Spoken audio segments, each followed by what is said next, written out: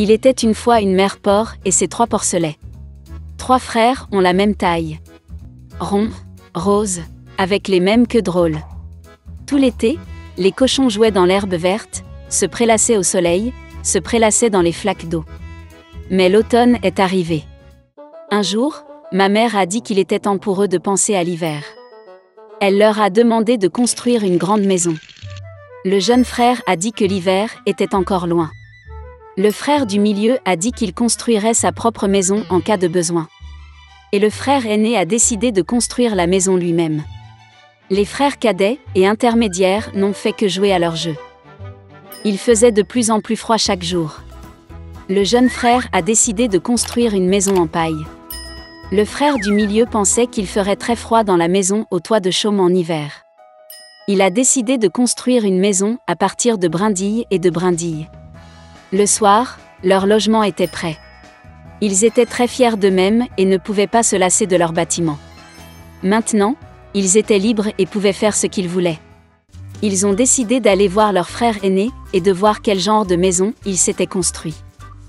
Le frère aîné était occupé à construire. Il a appliqué des pierres, malaxé de l'argile et s'est lentement construit une maison fiable et durable. Les jeunes frères ont trouvé leur frère aîné au travail. Ils étaient très surpris du genre de forteresse qu'il construisait. Le frère aîné a continué calmement à travailler. Les frères cadets et intermédiaires ont commencé à plaisanter et à rire de sa maison. Ils étaient tellement amusés que leurs cris résonnaient loin à travers la pelouse. Le frère aîné a demandé à se taire, car le loup pouvait les entendre. Les frères cadets et intermédiaires étaient encore plus amusés. Ils ont décidé que le frère aîné n'était qu'un lâche. Et les 2 braves frères sont allés se promener. En chemin, ils ont chanté et dansé, et quand ils sont entrés dans la forêt, ils ont fait un tel bruit qu'ils ont réveillé le loup qui dormait sous le pin. Le loup mécontent et affamé se rendit à l'endroit d'où provenaient les hurlements de 2 cochons stupides. Les frères marchaient joyeusement et parlaient de la facilité avec laquelle ils traiteraient le loup. Et soudain, ils ont vu un vrai loup vivant. Il se tenait derrière un grand arbre. Il avait des yeux très mauvais et une énorme bouche à pleines dents. Les frères étaient si effrayés que leurs queues minces tremblaient finement, finement. Le loup se prépara à sauter, il fit claquer ses dents et cligna de l'œil droit. Les porcs reprirent soudain leurs esprits, hurlant à travers la forêt, se précipitèrent pour s'enfuir. Soulevant des nuages de poussière, ils se précipitèrent chacun dans sa propre maison. Le jeune frère a couru vers sa hutte au toit de chaume et a claqué la porte devant le loup. Le loup grogna et demanda d'ouvrir la porte. Le jeune frère, par peur, ne put prononcer un mot. Puis le loup a commencé à souffler. Le toit léger s'est instantanément envolé de la hutte au toit de chaume. Le loup prit une profonde inspiration et souffla une seconde fois, et la maison en chaume vola dans toutes les directions. Le loup était ravi, claqua des dents et se jeta sur son jeune frère. Mais le cochon esquiva habilement et courut. Il a couru à la maison du frère du milieu. Les frères réussirent à s'enfermer et se regardèrent avec consternation. Le loup s'est fâché et a commencé à souffler. La maison est légèrement de travers. Le loup a soufflé une seconde, puis une 3e, puis une 4e fois. Mais la maison était toujours debout. Le loup prit une profonde inspiration et souffla pour la 5e fois. La maison a tremblé et s'est effondrée. Une seule porte resta quelque temps au milieu des ruines. Dans l'horreur, les porcelets se sont précipités vers la maison de leur frère aîné. Le loup a couru après eux. Il était sûr que cette fois les porcs ne le fuiraient pas. Les porcelets se sont rapidement précipités devant le grand pommier sans même le heurter. Et le loup n'a pas eu le temps de se retourner et a heurté le pommier, qui le recouvrait de pommes. Une pomme dure le frappa entre les yeux. Une grosse bosse sauta sur le front du loup. À ce moment-là, les frères cadets et intermédiaires ont réussi à pénétrer dans la maison du frère aîné et à verrouiller la porte. Le loup courut vers la porte, grogna et demanda d'ouvrir la porte. Les jeunes frères avaient très peur et ne pouvaient rien dire en retour. Et le frère aîné savait que lui et ses frères n'avaient rien à craindre dans une maison en pierre solide. Puis le loup a aspiré plus d'air et a soufflé dès qu'il a pu. Mais peu importe combien il a soufflé, pas une seule pierre n'a bougé. Et puis il a levé les yeux, et a remarqué une grande et large cheminée sur le toit. Il monta prudemment sur le toit, et commença à descendre le tuyau. Les cochons ont entendu un bruissement. Le frère aîné a immédiatement deviné quel était le problème. Il se précipita rapidement vers le chaudron, dans lequel l'eau bouillait, et en arracha le couvercle. Le loup descendit la pipe et tomba directement dans le chaudron. Ses yeux s'agrandirent sur son front. Le loup échaudé s'envola, avec un rugissement sauvage, et se précipita dans la forêt. Et les 3 petits cochons se sont occupés de lui, et étaient heureux d'avoir si habilement enseigné une leçon aux méchants voleurs.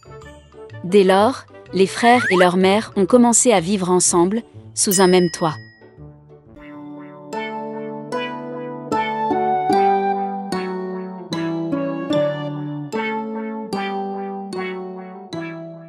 Il était une fois un roi vivait dans un pays lointain. Et il avait 11 fils et une fille, Élisa. Les enfants royaux vivaient bien et insouciants jusqu'à ce que leur belle-mère apparaisse dans leur vie. Personne ne savait que la nouvelle reine était une méchante sorcière. Elle détestait les enfants du roi, se plaignait toujours d'eux et rêvait de les expulser du château.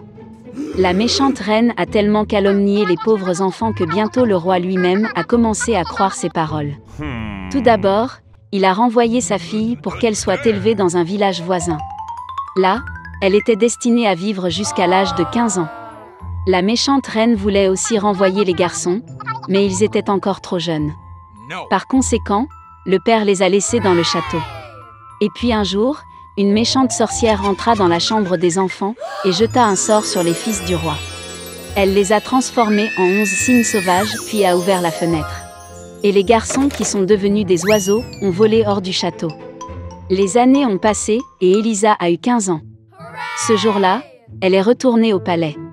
En attendant l'arrivée du roi, la jeune fille a rencontré sa belle-mère, qui était en colère que la princesse vivrait maintenant dans le palais. Et Élisa, fatiguée de la route, ne remarqua pas comment elle s'était endormie. Ayant choisi le bon moment, la reine est entrée dans la pièce et a jeté un sort sur la fille.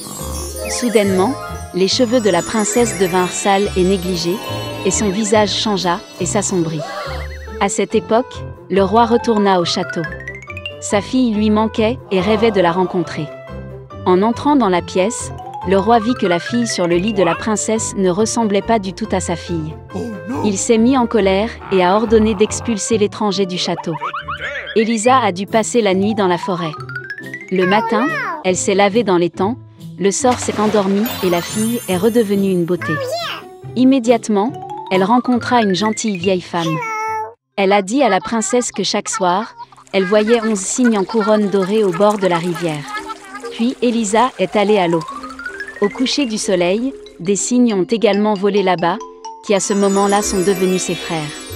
Ils ont immédiatement reconnu la princesse Élisa et l'ont serrée dans leurs bras. Les frères ont dit à la fille que la méchante belle-mère les avait ensorcelés.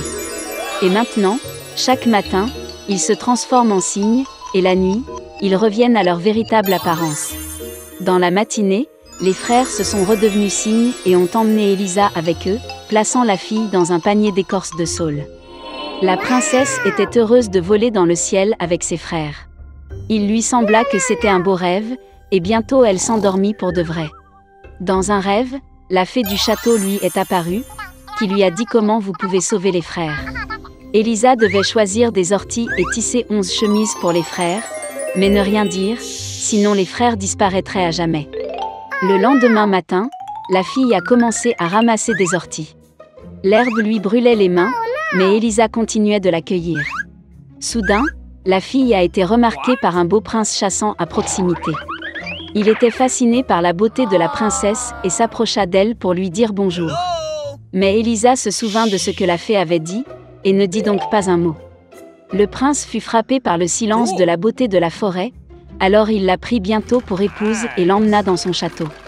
Tout en passant des jours dans le palais, la princesse a continué à tisser secrètement des chemises d'ortie. Mais un jour, le conseiller du prince a vu Élisa faire cela. Il a répandu des rumeurs selon lesquelles la princesse était une magicienne la nuit et aurait dû être arrêtée. Au fil du temps, le prince a également cru que sa femme était une sorcière. Puis il a ordonné à ses soldats d'emprisonner la jeune fille en prison. Cependant, Même en prison, la jeune princesse a continué à tisser des chemises.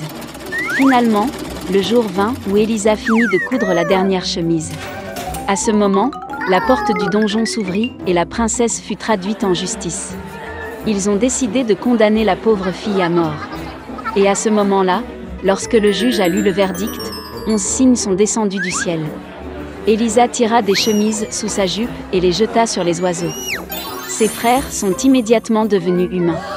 Mais la princesse n'avait pas assez d'orties pour les manches de la dernière chemise, alors le jeune frère avait des ailes de cygne au lieu de bras. Puis les frères ont raconté leur histoire. Et le prince, qui croyait profondément en l'innocence de sa femme, a demandé pardon à Elisa. La princesse a immédiatement pardonné à son mari. Finalement, les frères étaient libres et Elisa était heureuse. Ensemble, ils retournèrent au château. Le père a reconnu ses enfants et pendant de nombreuses années n'a pas pu se pardonner d'avoir laissé sa belle-mère le tromper. Et la méchante sorcière elle-même s'est transformée en corbeau et s'est envolée pour ne jamais retourner au château.